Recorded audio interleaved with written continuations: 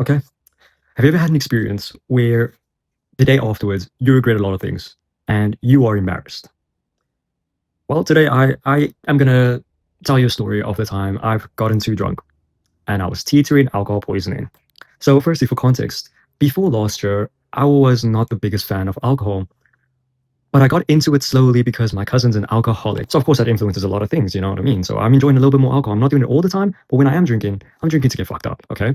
But I've never gotten to the point of this type of drunk before where I fully blacked out. Now, for this occasion, it was a Halloween party. I was invited from my cousin's friend, and he was hosting his own Halloween party, and I was excited. I was excited to get drunk. And before the events even rolled out, I was already portraying that I'm gonna get fucked up. I'm gonna get drunk. Let's just enjoy the young years of 20. So I went to go buy myself an outfit. I got the Chucky outfit. I would show it, but I'm not gonna expose myself too much. Maybe if I get 50 subscribers. Now make it 2 subscribers. So I was looking dashing, you know. I got my Chucky outfit. I got the knife. I was ready. I pulled up to my cousin's place. My cousin pulled up in a beer costume. Not surprised. The guy's an alcoholic. My other cousin pulled up in a, I forgot. So before we get in the Uber, we end up pre-gaming, as everyone does, you know. We end up having some shots of tequila, some vodka, some enjoyment, some music on the side. We're having a vibe. You know, the pre-game is always fire. So we're all excited. We end up getting to the place. And from that point, it was really awkward. It was a little awkward with everyone because everyone already arrived.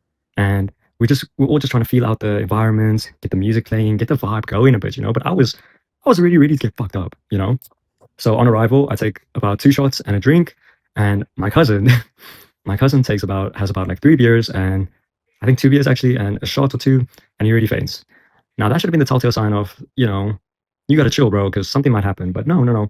We ended up taking care of him for a while, and afterwards he was okay. He was chilling. He was not going to drink anymore. He was not. It was okay. He was okay. He was 0 to 0 very quickly. Okay. So boom. After that, the night started popping out a bit more. The music was playing, people were vibing, everyone was having a good time, people were talking, people were chatting, people were dancing, and I started to take down those drinks, you know, one after the other. I was taking drinks from everyone. Everyone was like, take shots, shots, shots. So I was like, it's shot o'clock, you know, it's always my time. And I'm the type of drunk to not admit that I'm drunk and just kind of gaslight myself into believing that I'm not drunk. So I kept on having more shots. At this point, I think I'm having about 20 shots, okay, of tequila and just a lot of mixers as well. I'm seeing mixers on the side. I'm seeing people leaving their drinks. I'm a damn fiend, you know. I'm just drinking people's drinks, you know. My one friend of mine, she ends up just like making sure that I get fucked up, okay? And she was also fucked up. So at some point, last thing I remember is having one shot. No, was having my last shot of tequila with my friend. And then next thing you know, I wake up in my bed. That's the last thing I remember. But then I started to scratch my brain a bit more and start to think about it. What actually happened last night? The actual last thing I remember actually is I went up to some dude who was gay, and I kept asking him if he was gay and if he has the aux to play music. I'm not even lying. The only reason why I kept asking this gay dude is for the music is because I asked the host who's playing the music, and he said it was the gay guy. And that's the only thing I could remember, and I kept repeating it. And apparently I went up to that guy like 5 times, repeating the same thing over and over and over. So I wake up in the morning, I'm feeling still very drunk. But I'm like, okay, well, I don't really remember much. What happened? Let me go check up on my cousin. So I go in my cousin's room, and I'm like, yo, guys, what's up? Bro, they look at me, and they're like, you good? You alive?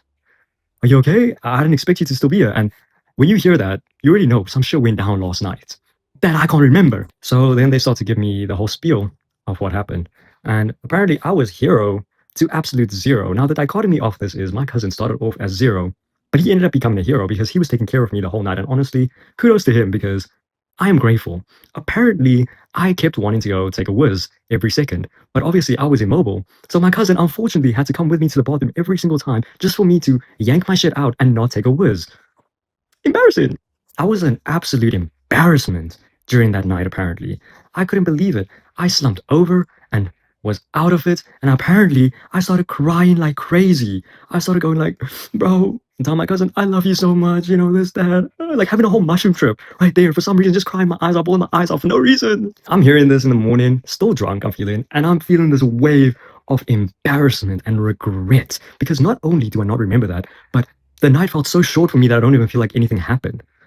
It was at some point after I slumped up and I was crying my eyes out and I need to whiz, I took off my shirt and I was flexing my skinny body for some reason.